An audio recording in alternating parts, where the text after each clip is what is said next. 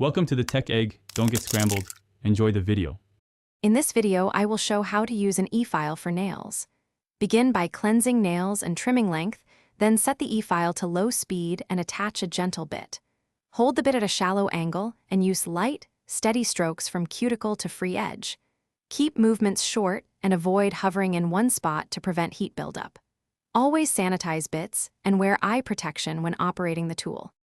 Pick the right bit before you start to save time and avoid nail damage. For bulk removal, use a coarse barrel and switch to a fine finishing bit for smoothing. Ceramic and diamond bits run cooler and last longer than softer materials. Use a cone or tapered bit near the cuticle and a small round bit for undernail cleaning. Practice bit changes on a nail wheel until you feel confident and precise. If you are finding this helpful, please subscribe and like to support more clear tutorials. Quick recommendation: The Simple Path to Wealth is a book that can change how you think about money and simplicity, and it pairs oddly well with self-care routines like nail maintenance. Check the description for the link and other deals, and grab it if you want a thoughtful read. Now let's get back to the video. Focus on safety and controlled technique while working with an e-file. Start at low speed and only raise it when you can maintain control and steady strokes.